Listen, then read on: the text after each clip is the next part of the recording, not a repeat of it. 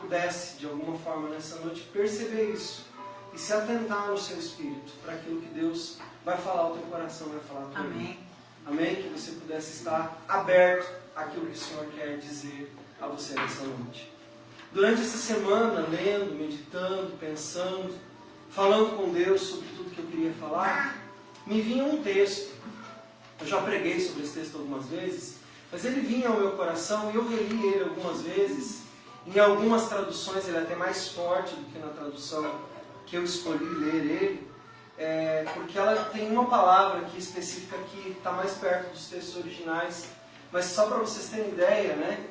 Esse texto na Bíblia chamada Bíblia de Jerusalém, ele é tão mais pesado do que é na nossa tradução, porque ele fala de uma forma muito assim forte sobre como eram esses personagens. Eu estou falando do texto de 1 Samuel capítulo 2, versículos de 12 a 25. 1 Samuel 2, de 12 a 25. E o tema da nossa semana, né, é uma comunidade que não é espiritual, ou seja, coisas que nós não devemos ser, né? Coisas que nós não devemos jamais deixar que aconteçam entre nós e serem realidades na nossa comunidade, na nossa vida.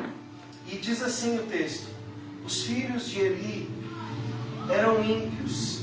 A tradução Jerusalém diz: os filhos de Eli eram vagabundos e não se importavam com o Senhor, nem cumpriam as suas obrigações sacerdotais para com o povo. Sempre que alguém oferecia um sacrifício, o auxiliar do sacerdote vinha com um garfo de 3 dentes.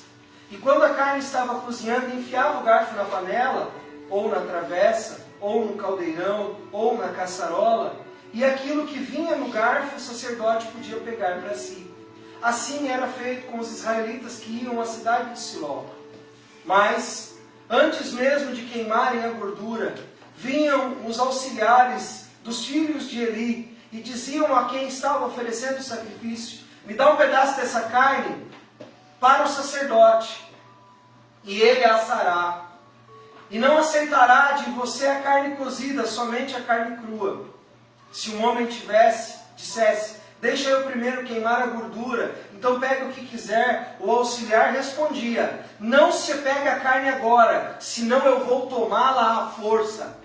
O pecado desses jovens era grave aos olhos do Senhor, porque eles estavam tratando com desprezo aquilo que era oferecido a Deus. Para mim, isso aqui é um exemplo da comunidade que nós não devemos ser. Para mim, isso aqui é um exemplo claro, absoluto e bíblico do que a igreja não deve ser. Isso, para mim, é uma denúncia de Deus, dos seus profetas, dos santos homens de Deus que vieram antes de nós, anunciando o que uma igreja jamais deve ser, o que uma comunidade jamais deve ser, o como jamais nós devemos nos comportar. Essa é a verdadeira expressão do como nós não devemos ser. Veja que interessante, a Bíblia diz que existia um padrão estabelecido. Os sacrifícios deveriam ser assados, cozidos ou grelhados diante do altar de sacrifício. E depois que isso estivesse acontecendo, o sacerdote pegaria um garfo de 3 dentes e ele espetaria, se fosse a panela, lá dentro. Se fosse a grelha, lá na grelha. Se fosse numa caçarola, ele ainda diz, né? No cozido, lá dentro. E o que viesse nesse garfo, o sacerdote podia pegar para ele. Mas os sacerdotes, filhos de Eli, estavam fazendo uma coisa diferente. Eles queriam a carne crua. Por que você acha que eles queriam a carne crua, o pedaço cru? Você chuta aí uma coisa, por quê? Estava com pressa. Estava com pressa, o que mais? Assar. Oi? Assar.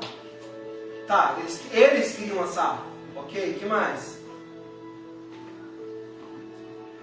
Se espetasse, ele inteiro. Se espetar vai vir inteiro. Eles queriam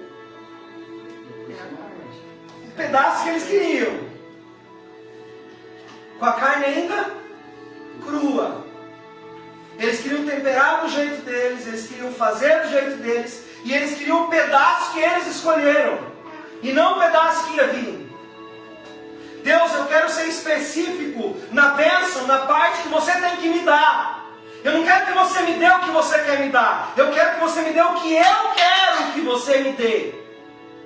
Não é o que está separado para mim, é o que eu quero para mim. Você vai me dar.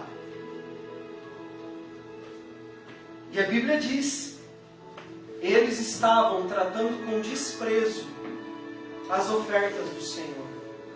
Ou seja, eles desprezavam a escolha de Deus em dar a eles uma porção, porque eles achavam que eles sabiam escolher melhor a porção que Deus havia dado a eles.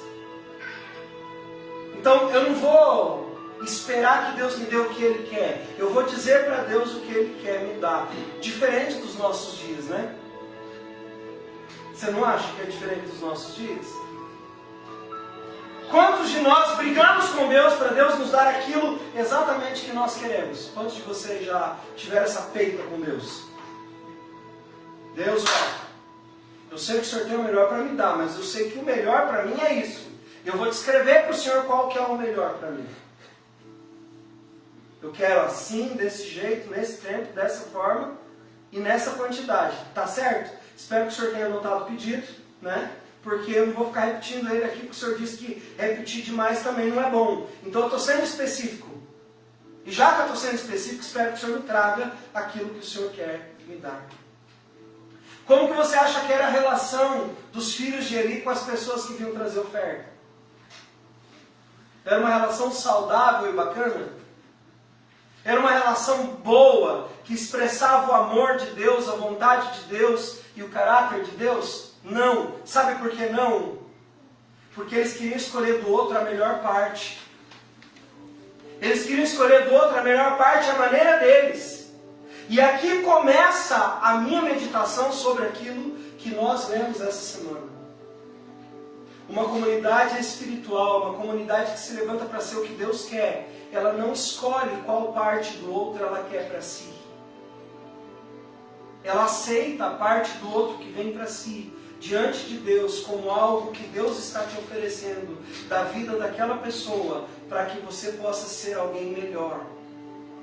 Eu não estou dizendo que você tem que escolher ser desprezado pelo outro, né? Até porque aqui dá para a gente fazer uma paráfrasezinha, né? A Bíblia diz que era para pegar a oferta com o quê? Com garfo de 3 pontas, né? Então eu vou tirar do outro com garfo de 3 pontas aquilo que eu quero para mim.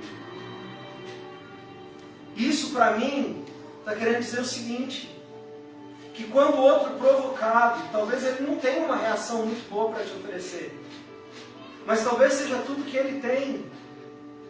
E talvez nós tenhamos que aprender a lidar com isso. Não de uma forma a aceitar aquilo que de ruim vem do outro, aquilo que de doloroso vem do outro, mas a tentar entender que aquilo que o outro está nos oferecendo, talvez seja o que Deus nos mostrou, para que nós possamos nos unir a Ele, nos unir a ela, e transformar aquilo num belo pedaço, que faça-nos ter comunhão em volta daquele bom pedaço. É muito interessante, porque dentre os sacrifícios que eram oferecidos a Deus, não tinha parte ruim. O sacerdote jamais ia pegar, por exemplo, a cabeça do boi. O sacerdote jamais ia fisgar lá dentro as tripas. O sacerdote jamais ia fisgar de lá de dentro o pescoço. Não, gente. Porque os pedaços que eram oferecidos eram os melhores pedaços do animal. Então, dentre os melhores, Deus ia separar um que seria dado ao sacerdote. Agora você pensa que mesmo Deus sendo bom assim, e querendo dar algo bom, os filhos de Eli ainda pensavam, eu quero cozinhar do meu jeito, eu quero o pedaço que eu escolhi. Porque entre a maminha e a alcatra, eu prefiro a alcatra, eu não gosto da maminha. Porque entre lá a picanha e a fraldinha, eu prefiro a picanha, então eu quero pegar a picanha, eu não quero ir lá e tirar a sorte para ver se eu vou pegar um outro pedaço que eu não gosto. Quem é o centro dessa atividade toda? Na história dos filhos de Eli, o centro da atividade toda eram eles. Na história da Bíblia, o centro da atividade dos relacionamentos é sempre o outro. É o que eu tenho do outro, é o que eu vou oferecer para o outro. Mas tudo isso acontece por causa de uma coisa. Por que vocês acham que os filhos de Eli estavam agindo errado? Qual era a razão para esses homens agirem da forma errada com que eles estavam agindo? Você ousa dizer por quê? Eu ouso dizer que a resposta está no texto. Do porquê eles faziam errado da forma como faziam. Por que essas pessoas faziam errado? Para mim o texto está dizendo claramente, logo na primeira linha, os filhos de Eli não se importavam com o Senhor. Quando a nossa comunhão com Deus, quando a nossa proximidade a Deus, quando nós estamos juntos de Deus, quando nós alimentamos a nossa relação com Deus, nós não vamos querer escolher que pedaço, que porção o Senhor vai nos oferecer. Nós não vamos ficar com medo de que venha um pedaço que eu não gosto. Nós não vamos ficar com medo de que Deus vai fazer algum tipo de trollagem com a gente e vai nos oferecer algo que nós detestamos. Nós não ficamos com medo de que Deus não vai nos dar a melhor parte. Nós não ficamos com medo de que Deus vai nos castigar ou nos tratar mal naquele momento que agora nós estamos vulneráveis e agora Deus vai me dar qualquer coisa. Não!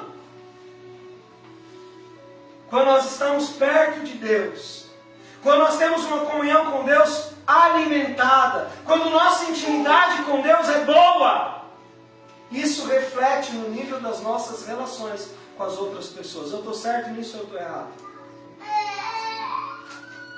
Quando nós estamos bem com Deus, nós não vamos pensar mal do outro. Quando nós estamos bem com Deus, nós não vamos tratar mal o outro. Quando nós estamos bem com Deus, nós não vamos responder o outro agressivamente. A nossa língua não vai virar uma lixa. Ela não vai agredir, ela não vai raspar o outro. Nós não vamos ter veneno na nossa boca quando nós estivermos bem com o Senhor. Quando nós entregamos o nosso viver inteiramente a Deus, todos os dias, um dia depois do outro, nós estamos bem com Deus, nós melhoramos a nossa comunhão com as pessoas. Nossa vida com Deus vai refletir nossa relação com as pessoas. Amém. E esse capítulo fala isso. Quando nós não estamos bem com Deus, mas somos religiosos, nós julgamos os outros. Eu estou errado nisso? Tem pessoas que estão com a vida religiosa em dia. Você lembra dos fariseus e saduceus da época de Jesus? Jesus ainda disse para eles, cara, vocês são tão certinhos. Quantos de vocês conhecem uma semente chamada coentro? Vocês conhecem? Ele é uma bolinha bem miudinha, né? Olha que interessante. Jesus diz, vocês calculam exatamente o dízimo do coentro. Você já imaginou alguém calculando o dízimo de coentro? O cara colheu 60 sacas de coentro. Aí ele vai pegar uma saca de coentro, vai pôr em cima da mesa. E vai pegar os funcionários dele e vai dizer, contem quantas sementes de coentro tem dentro de uma saca. Aí eles vão contar.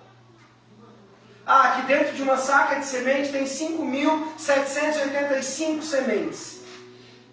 Quantas sacas eu tenho? Ah, você tem 10. Não era mais fácil pegar uma saca e só depositar ela? Sabe o que eles faziam? Eles pegavam a saca que eles iam dar e eles contavam para ver se tinha 5.576 sementes. E aí eles pegavam aquela saca e entregavam. E Jesus, vocês são tão hipócritas que vocês contam o coentro. Vocês fazem uma coisa absurda. Porque vocês estão dizendo que vocês querem ser justos. Mas vocês estão esquecendo do irmão que está do lado de vocês, passando necessidade. E a necessidade dele não faz nada com vocês. Você consegue entender o tamanho do impacto do que Jesus está dizendo? Vocês obedecem tantas regras, mas o principal vocês estão esquecendo. Vocês não amam como eu disse que deveriam amar. Vocês não cuidam como eu disse que deveriam cuidar. Vocês não são como eu disse que deveriam ser. E agora aqui nós temos os filhos de Eli fazendo o quê? Diferente? ou parecido? Os filhos de Eli aqui estão pensando apenas em si mesmos. Obras de justiça própria. A Bíblia está dizendo que os filhos de Eli não estavam nem aí com Deus. Os filhos de Eli não queriam saber do Senhor. Eles só pensavam em si mesmos. Nós não podemos ser uma comunidade que só pensa em si mesmos. Nós temos que pensar nos outros. Nós temos que pensar se tudo vai bem com a Vanessa. Nós temos que pensar se tudo vai bem com a Cláudia. Nós temos que pensar se vai tudo bem com o Diego. Nós temos que pensar se tudo vai bem com o Odécio. Mas não é só pensar, será que vai tudo bem com o meu irmão? É isso que a Bíblia está dizendo a gente fazer, gente? 1000 vezes não. É se importar de verdade. Puxa, o Kaique começou no emprego novo, graças a Deus. Será que está indo tudo bem com ele? Eu vou orar pelo emprego do Kaique. Eu vou abençoar a casa do Kaique. Eu vou abençoar a chefia nova dele. Eu vou abençoar a mente dele, porque eu quero que ele vá bem. Eu quero que esse trabalho seja uma bênção na vida dele. Eu quero ser a mão de Deus estendida sobre ele, dizendo: Deus, eu quero que tudo vá bem com ele. Eu quero me importar com ele. Eu quero chegar no culto, olhar para o Kaique e dizer: e aí, como é que está o seu trabalho? E o Kaique dizer: nossa, essa semana foi uma bênção. Eu orei durante essa semana por você. Eu me importei com você e com o seu trabalho e com a sua vida. Mas isso só vai fazer sentido se eu conseguir fazer a mesma coisa com Deus. Deus, e aí, como você está? O Senhor está feliz comigo? O que o Senhor está desejando que eu faça? Qual é a palavra que eu ainda preciso aprender? Deus, quanto de Bíblia eu ainda preciso comer, me alimentar? Deus, quantos louvores, quanta adoração eu tenho derramado diante do Senhor? O Senhor está satisfeito com a porção, aleluia, que eu tenho te dado? Eu tenho deixado fluir em mim essa porção, Deus, a ponto de o Senhor olhar para mim e dizer: estou satisfeito com você. Olha, você tem me dado a melhor parte. Olha, você tem colocado sobre a grelha, sobre a caçarola, sobre a panela, o seu melhor. E eu tenho colocado o meu garfo de adoração lá. E eu tenho retirado boas partes que você tem me dado, que você tem me oferecido. E eu estou feliz com o que você está dando para mim. Sabe, eu estou feliz que essa semana você orou pelo Kaique. Ele é seu irmão, ele é parte de você. Ele faz parte da sua história e da sua vida. E eu acho lindo quando você se importa com ele. Puxa, que bom que você orou pela Rita. Ela precisou tanto essa semana. Que bom que você ouviu e que você ofereceu a mim orações em favor dela. E que subiu através dos seus lábios adoração em favor dela. Que glória eu experimentei. Que fluiu de mim algo porque você amou, porque você se importou, porque você fez parte da vida do seu irmão na sua adoração a mim. Sabe, não é sobre você só. É sobre nós. E sobre o que nós vamos nos tornar a partir do momento que nós entendemos que não, a nossa fé e a nossa salvação não é só individual. A nossa salvação não é só individual, ela também é coletiva. Senão não faz sentido estar juntos. E disseram para você: a salvação é individual. Eu vou dizer que parte disso é mentira. Tem uma parte de sua salvação que é individual, que é o aceitar o senhorio de Cristo sobre a sua vida, e entender que Ele te salvou e que Ele fez de você uma nova criatura, mas Ele não fez uma nova criatura para ficar dentro da caixa. Sabe aquela boneca que as meninas ganham quando a gente é pobre, né? Ganha o brinquedo e não pode brincar? Tem que ficar guardado na caixa? Porque senão suja, estraga.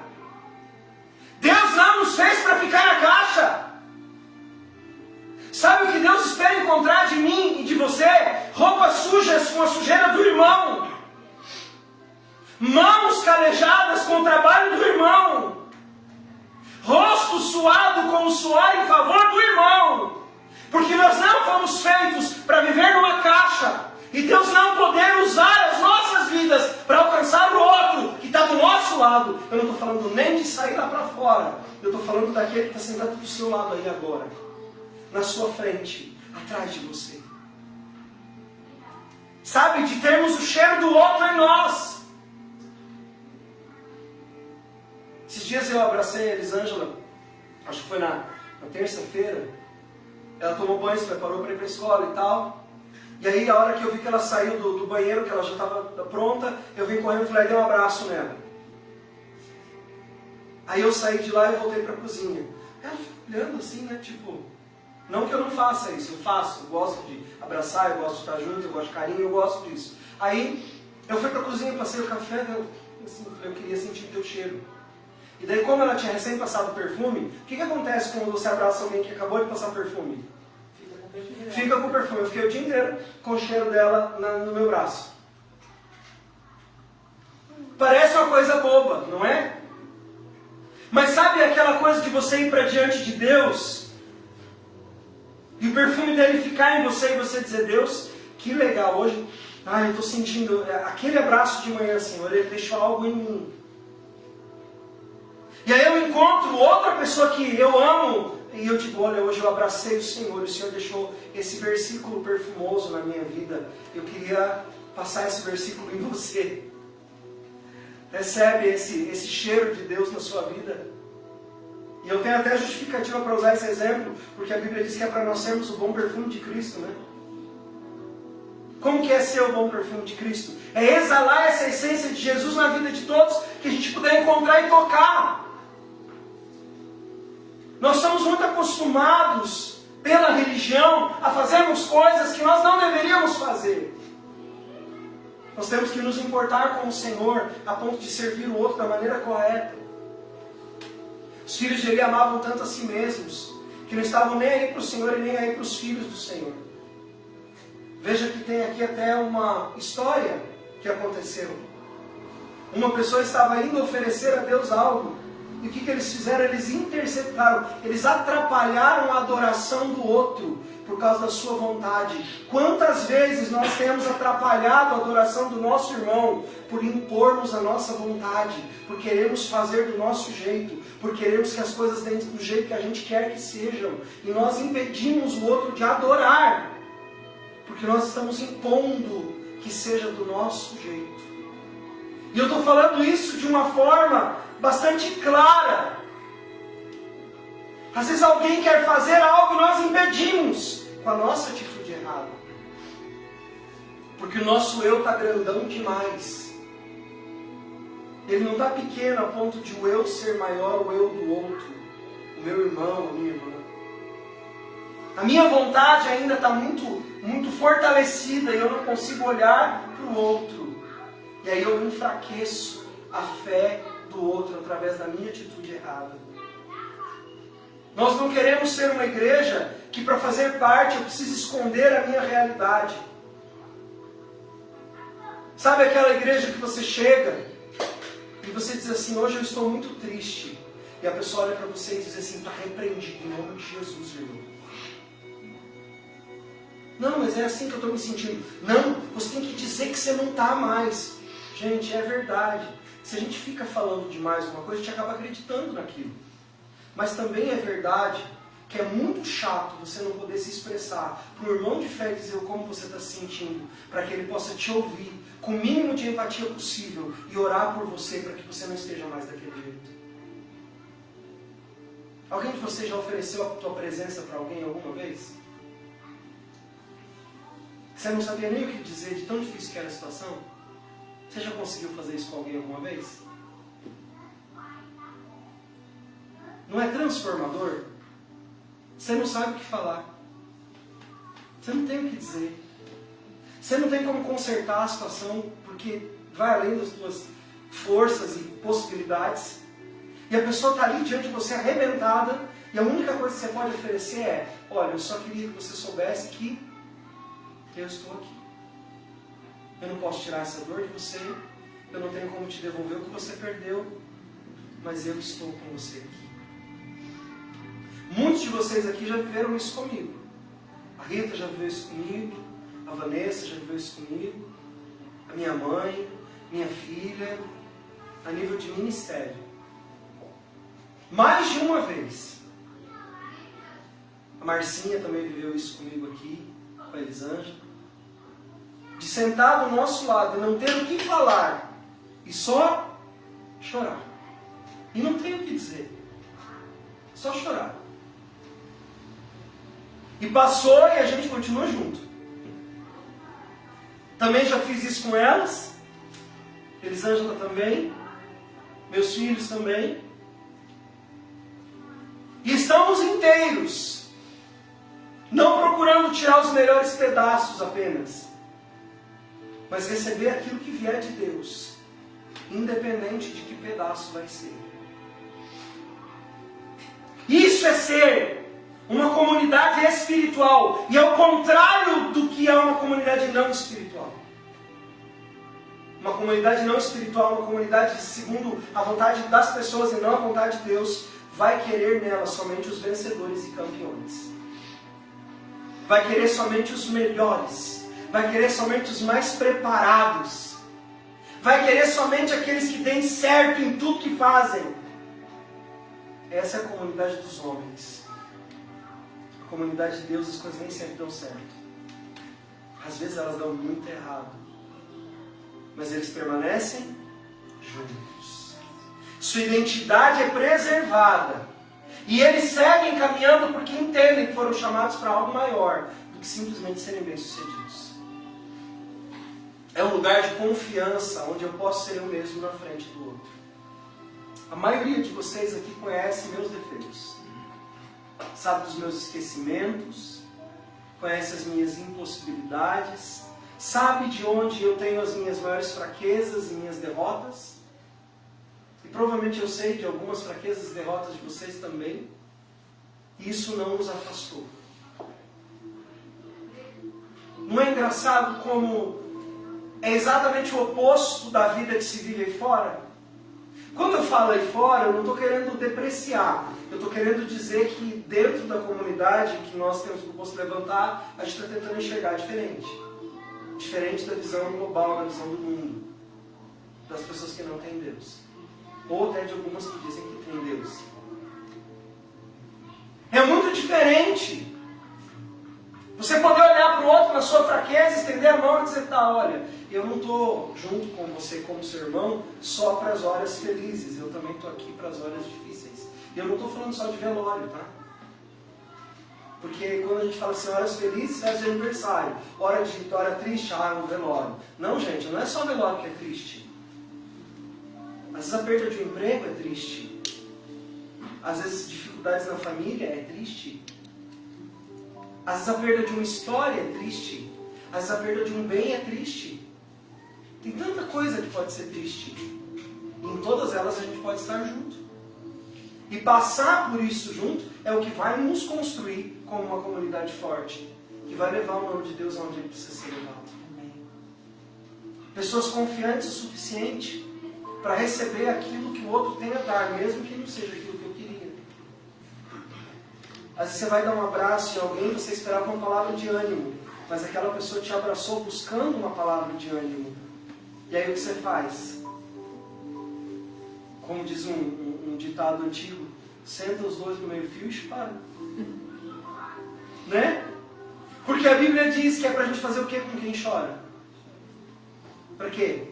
É para aconselhar? A Bíblia diz assim, ó, se você encontrar alguém que estiver chorando, senta lá e aconselha ele. Diga assim, menino mal, não é para chorar. Porque homem não chora. Porque mulher de Deus não chora. É isso que a Bíblia diz que é para fazer? O que a Bíblia diz que é para fazer com quem chora? É para chorar junto. Não é para aconselhar, para condenar, para dizer se alegra, levanta, né? Onde é que já se viu? Homem de Deus, mulher de Deus, não. A Bíblia diz, chorou? Vai lá chorar junto. Mas a Bíblia também diz, aquele que se alegrou é para fazer o quê? Se alegrar junto. Tem pessoas que às vezes estão próximas da gente e a gente está alegre e ela inveja a nossa alegria. A Bíblia diz que quando o outro estiver alegre, é para fazer o quê? É para ficar feliz, é para se alegrar como se você estivesse recebendo aquilo. Aprenda a se satisfazer com a felicidade do outro também, não é só a tua que importa. A do outro também importa. Celebre como se fosse sua. Tinha um cântico antigo que dizia, né? As tuas lutas também são minhas e as minhas bênçãos também são tuas, porque vale muito para mim o teu amor. E a gente vai vencer firmado no Senhor. Vamos caminhar lado a lado e vamos encontrar isso em Deus. Mas muitas vezes nós queremos fazer exatamente o contrário. E Deus quer que a gente cresça a ponto de carregar de fato o fardo do outro junto com Ele. Para a gente construir a igreja que Deus quer que a gente seja. Hoje nós estamos pelo menos com 5 enganos diferentes invadindo as paredes da igreja e tentando se fazer uma realidade entre nós que nós não precisamos viver. E eu quero fazer essa parte final falando dessas 5 coisas. Se você leu lá durante a semana, você vê que ele cita essas 5 coisas. Relacionamentos sociáveis ou o politicamente correto. Você não fica às vezes cansado do politicamente correto? O que é o politicamente correto? É falar o que eu não quero de uma forma que não é verdade para agradar o outro. Você já fez isso na sua vida? Falou que você não queria de uma forma que você não concordava só para agradar o outro. Você já fez isso? Não dá satisfação dentro de você? Você não fica pleno, absolutamente feliz? Você diz assim, nossa, que maravilha que é isso. Que bom que é falar dessa forma. A Bíblia diz assim, falem a verdade uns com os outros. Mas falem essa verdade como? Em amor.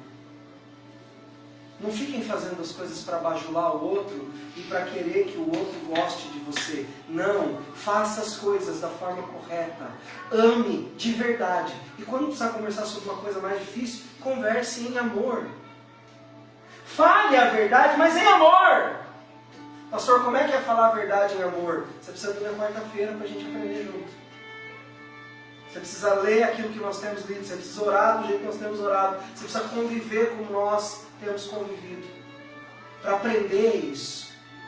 Se eu tenho uma coisa muito difícil para falar com a Rita, assim que ela foi meio atrapalhada, me respondeu meio atravessado. Dizer, Rita, assim, não estou bem. Eu estou triste com você. Nossa, pastor, por que você está triste comigo? Porque assim, eu me senti chateado e entristecido, porque eu senti que talvez você falou de uma forma que não foi muito legal, e aquilo me feriu. E eu estou um pouco chateado por isso. E a Rita poder olhar para mim e dizer, puxa, não era essa a minha intenção. Se eu fiz isso, eu quero que você me perdoe, porque eu gosto tanto de você e eu não quero, né, Rita? E eu não quero te ofender. Com certeza. Ufa, amém. E eu não quero que seja assim, eu quero que seja bom a nossa relação. Isso é falar a verdade em amor. Não é chegar dizendo, estou assim, estou triste, você está grossa comigo. Onde é que já se viu falar daquela forma? Eu já estava aqui todo arrebentado, você ainda vem e me fala daquele jeito. Ah, Rita, olha, vamos tomar distância. Isso é imaturidade. Isso é linguagem de escassez. Isso não está na Bíblia. Isso não é a forma que Deus quer que a gente se relacione. Mas também manter as coisas. Não, Rita, está tudo bem. Imagina, foi só impressão tua. Eu estou muito bem, mas por dentro eu estou dizendo, ah, sua infeliz. Vai ter troco. Vai me pegar um dia atravessado ainda. Vocês acham que isso é de Deus? Não, isso não é de Deus. Isso não tem a ver com a vontade do Senhor para nós. Então manter relacionamentos à base do politicamente correto não é a vontade de Deus para nós. A segunda coisa que não é para nós é um relacionamento por interesse. Não sei se você já procurou ou se você já ouviu pessoas falarem, não tenha relações que não te ofereçam nada para o teu crescimento. Ande com pessoas que te deem algum tipo de vantagem. Deixa eu te dizer uma coisa. Que vantagem tem um leproso para Jesus? Que vantagem tem um cego para Jesus? Que vantagem tem um ex-ladrão para Jesus? Que vantagem tem uma ex-prostituta para Jesus? Algum deles tinha alguma coisa para oferecer a Jesus? Sabe como Jesus disse para eles que eles deveriam ser chamados? Amigos. Esses são os meus amigos. Sabe o que é mais profundo que isso ainda? Uma vez Jesus estava sentado com publicanos, cobradores de impostos, traidores e toda essa turma, e aí alguém chegou e disse para ele, sua família, olha só que interessante. Jesus está ensinando na sinagoga, e tem gente de todo tipo, que era uma festa, e chega gente de todo tipo, e alguém diz assim, sua mãe e seu pai estão te procurando. O que Jesus diz? Eles estão sentados, a minha família, ela está sentada aqui, ó, junto comigo.